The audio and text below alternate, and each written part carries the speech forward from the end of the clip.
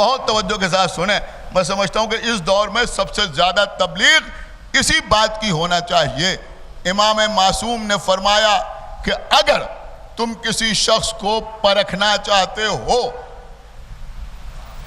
तो उसको मुसल्ले पर ना परखो, रोजे के मामले में ना परखो, हज के सिलसिले में ना परखो, उसको मामलात पे परखो। क्या सुन रहे हैं? कुछ दे के परखो, सुन रहे हैं? कुछ उससे ले के परखो। सलावात पढ़े मोहम्मद वाले मोहम्मद।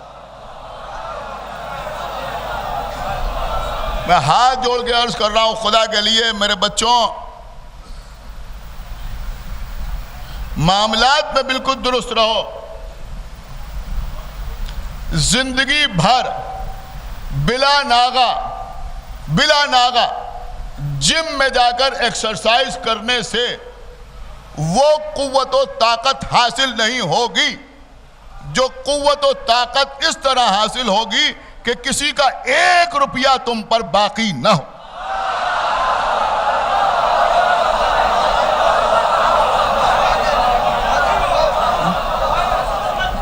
भाई एक सलावात पढ़े बर मोहम्मद वाले मोहम्मद। समझ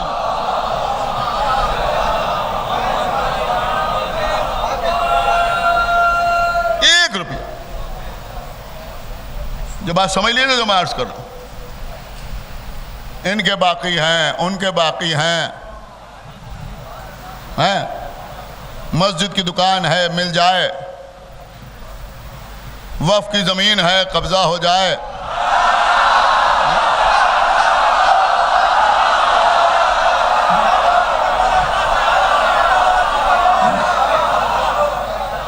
मुझे माफ कीजिएगा अजीजों, मेरी बात समझिए जो मैं अर्ज कर रहा हूं। अब मैं बुजुर्गों से नहीं कह रहा हूं, मैं इन छोटे छोटे बच्चों से कह रहा हूं जो मजलिस में आगे आगे बैठते हैं। डॉक्टर बनने की कोशिश करो, इंजीनियर बनने की कोशिश करो, अपना फ्यूचर आईटी सेक्टर में तलाश करो, अपना मुस्तकबिल दूसरी फील्ड्स में तलाश करो, वक्फ में तलाश ना दो।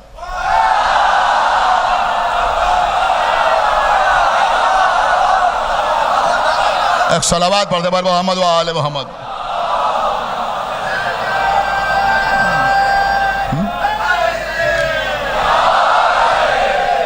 अमा अच्छा भला काम कर रहे हो, अपने काम में मसरूफ रहो, हलाल की कमाई हासिल करो।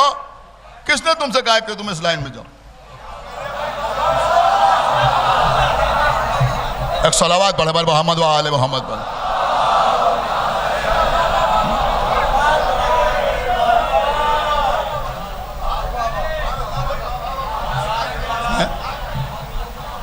अरे भाई अपने जोरे बाजू से कमाओ, जोरे बाजू से कमाओ। 1 करोड़ रुपए की जमीन खरीदो, सुभान अल्लाह। ये क्या है? ये वक्फ की जमीन है, इतने में मिल जाए और इतने में मिल जाए और लीज में मिल जाए।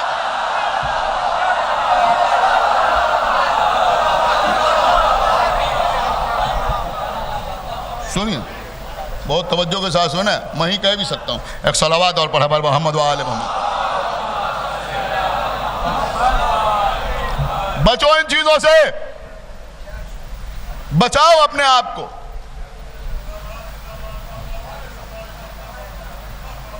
है जिन लोग में हिम्मत है कर रहे हैं उनको करने दो, अल्लाह उनके तौफीकात में इजाफा फरमाए, वो ईमानदारी से ये काम करें। लेकिन मेरी बात को समझो, ज्यादा उस तरफ मुतवज्जे ना हो। अगर देखिए बात अर्ज कर रहा हूं, आज कड़वी कड़वी बातें हैं।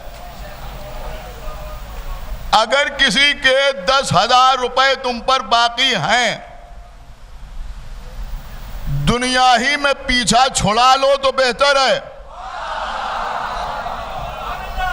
भाई एक सलावात पढ़े बार मोहम्मद व आले। समझ लो मेरी बात, सुनिए जो मैं अर्ज कर रहा हूं। दुनिया ही में पीछा छुड़ा लो तो बेहतर है।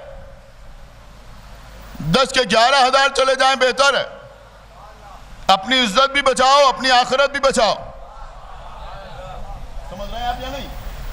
दुनिया ही में पीछा छुड़ा लो बेहतर है, वरना अगर मरने से पहले अदा न किए ये समझ लो मेरी बात कि अगर किसी के बाकीदार हो तो रोज़े क़यामत अगर कुछ नमाजें क़ज़ा हैं तो वो रहमान और रहीम हो सकता है बख्श दे। कुछ रोज़े नहीं रखे थे, हो सकता है बख्श दिए जाएं।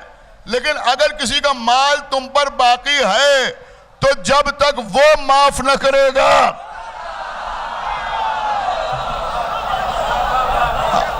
एक सलावत पढ़ते बर मोहम्मद व आले मोहम्मद।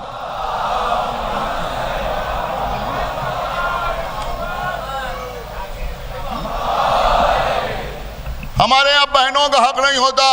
हाँ, मुसलमान नहीं हो गया है? इस्लाम से कोई ताल्लुक नहीं है, दीन से कोई ताल्लुक नहीं है। बड़े थे, सारे मकान पर कब्जा कर लिया, छोटे भाइयों को नहीं दिया। समझ लो मेरी बात, जितनी नमाजें पढ़ो बिल्कुल पीछे खड़े होकर नमाज पढ़ो। हर साल मौलवी साहब की खिदमत में खुम्स की रकम पहुंचा दो, बचोगे नहीं।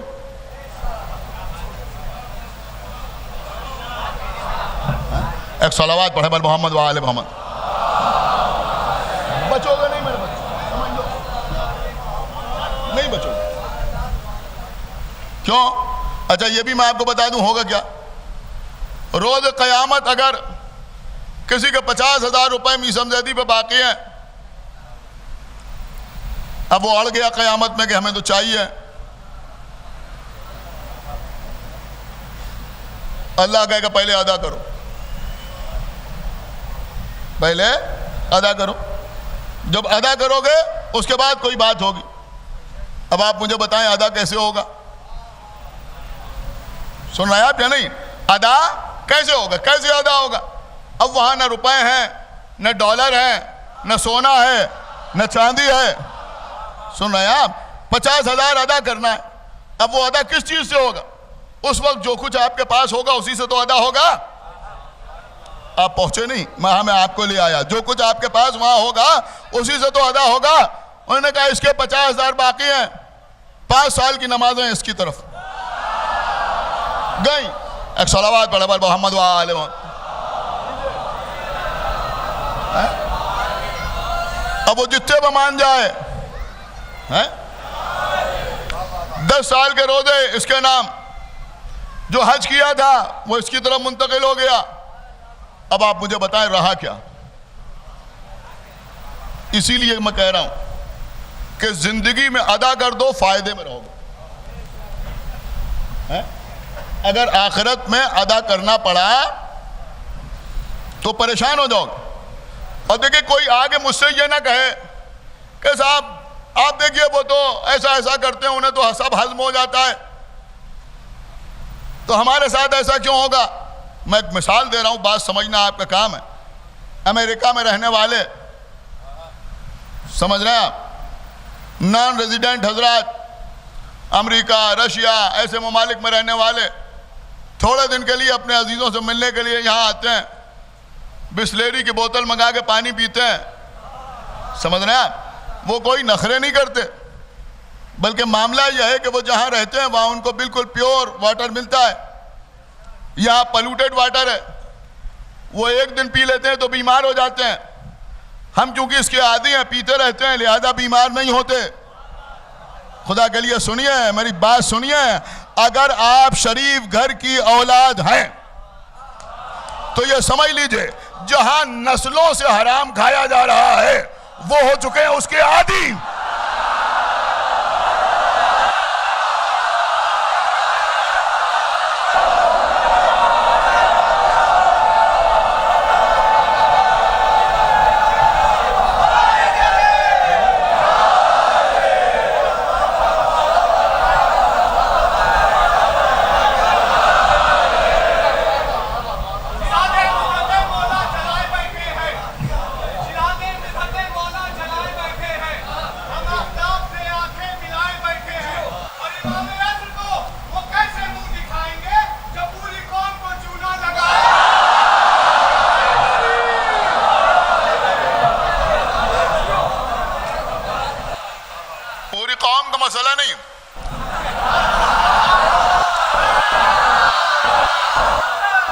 अगर एक आदमी का भी हक अदा नहीं किया है तो रोज क़यामत सवाल जरूर होगा। देखिए, जिनकी समझ में हर मामले में शरीयत आती है, जब विरासत तकसीम होती है तो शरीयत समझ में नहीं आती, तब तौज़ीहुल मसाइल याद नहीं आती, तब मरजइयत की तरफ रुजू नहीं किया जाता।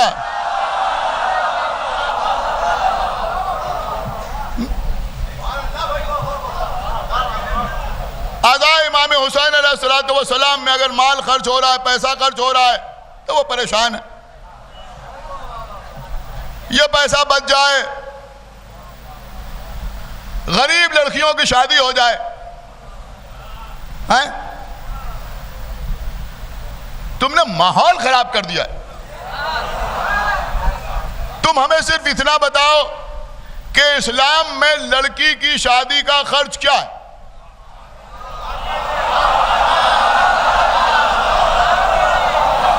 बताओ बताओ, हैं? क्या खर्च, क्या खर्च है, बोलो। देखिए, हम इन बच्चों को बता रहे हैं, इंशाल्लाह ये अमल करें। लड़की की शादी का खर्च क्या है? आप जरा तारीख पढ़िए। तारीख में जनाब हाशिम की शादी का तस्करा, जनाब अब्दुल मुत्तलिब की शादी का तस्करा, जनाब अबू तालिब की शादी का तस्करा, जनाब अब्दुल्लाह की शादी का तस्करा, सबकी शादी में निकाह के बाद जो खुतबे दिए गए उनका तस्करा, मौला अली की शादी का तस्करा। ढूंढ ढांड के लाओ, हमें दिखाओ कि कभी कोई शादी बनी हाशिम के घराने में ऐसी हुई हो जहां लड़की वालों से कहा गया हो कि आप जरा बारात की खातिर अच्छी तरह कीजिएगा। बताओ।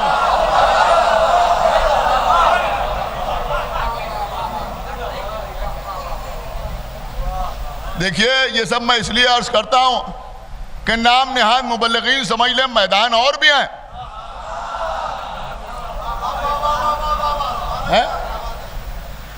कहीं बारात का जिक्र बताओ, इतने आदमी आएंगे बारात में, हैं? 1 रुपए का खर्च नहीं है लड़की की शादी। समझ लीजिए, जो बीबियां बैठी है भी समझ लें। देखिए, किसी ना किसी को बिस्मिल्लाह करना पड़े। 1 रुपए का खर्च नहीं है, 1 रुपए का खर्च नहीं है, 1 रुपए का खर्च नहीं लड़की की शादी में। मेरे बच्चे सुने, 2 खर्च हैं, 2 खर्च हैं शादी में, 2 खर्च हैं। एक है वाजिब, एक है मुस्तहब। जो वाजिब खर्च है उसे महर कहते हैं, जो मुस्तहब खर्च है उसे वलीमा कहते हैं। ये भी लड़के के लिए, वो भी लड़के के लिए है। नहीं नहीं, इसका मतलब कुछ असर वसर हो नहीं रहा है। एक सलावात पढ़े बार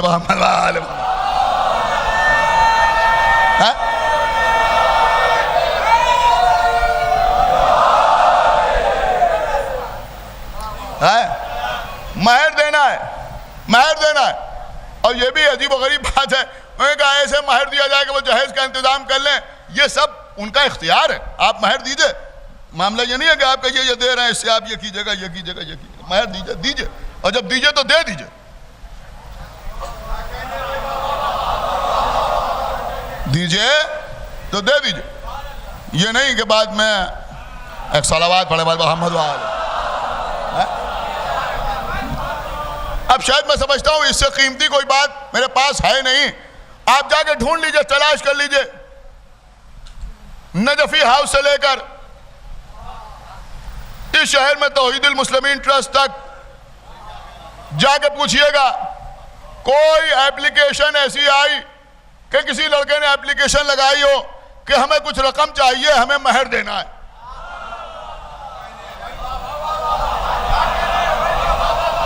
खुदा के लिए भाई बेदार हो जाइए, एक सलावात पढ़े पर मोहम्मद वाले।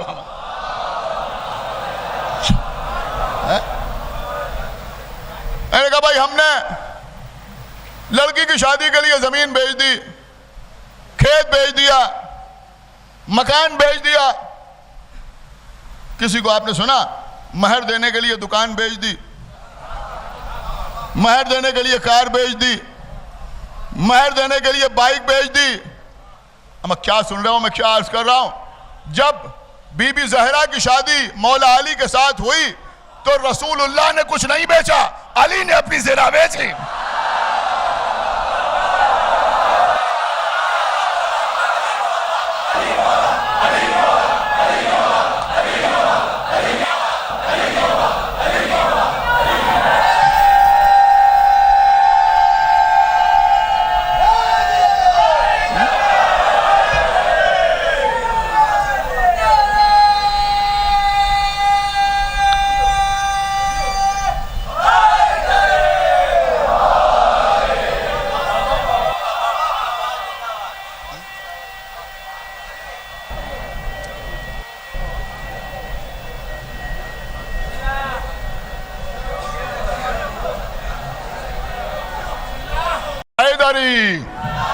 सुनिए किबला, देखिए आज मुझे पढ़ लेने दीजिए, वक्त कम है।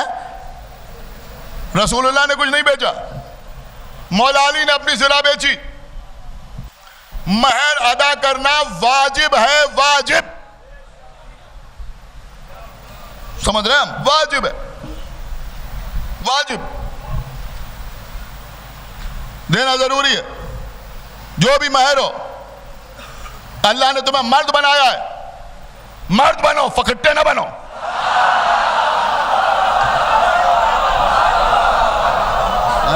एक सलावत पढ़े मोहम्मद वाले मोहम्मद। ये भी मिल जाए, ये भी मिल जाए, ये भी मिल जाए, ये भी मिल जाए। मर्द बनो, मर्द। मर्द का काम है कमाना, मर्द का काम है पैसा हासिल करना। मर्द बनो, मर्द। जुमला अर्ज कर रहा हूं, लोग परेशान हैं, बीवी इताअत नहीं करती, बात नहीं मानती। कभी पढ़ चुका हूं, इस वक्त जी चाह रहा है आपकी खिदमत में अर्ज कर दूं। अमा जिस औरत से तुम 14,000 का महर माफ कराते हो,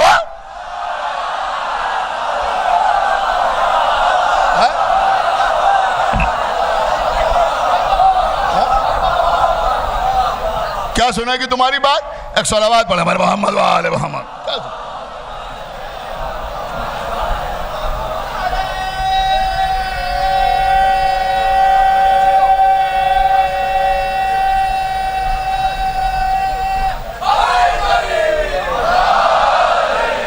देखिए मैं जो कुछ पढ़ रहा हूं इसकी असली दाद ये होगी कि आशूरा के बाद कुछ लोग मुझे मैसेज करें कि हमने महर दे दिया। एक सलावत पढ़े भाई मोहम्मद वाले मोहम्मद। समझ रहे हैं आप मेरी बात? तो मैं अर्ज कर रहा था कि भाई ईमानदार बनो, ईमानदार बनो, और ये समझ लो कि अगर हराम का पैसा शिकम में जाएगा, चाहे वो 1 रुपया ही क्यों ना हो, तो हुसैन समझ में नहीं आएंगे। हुसैन समझ में नहीं आएंगे। अब आज जिन्होंने बागे फदक लूटा था, उनके मानने वाले आज तक हुसैन को समझ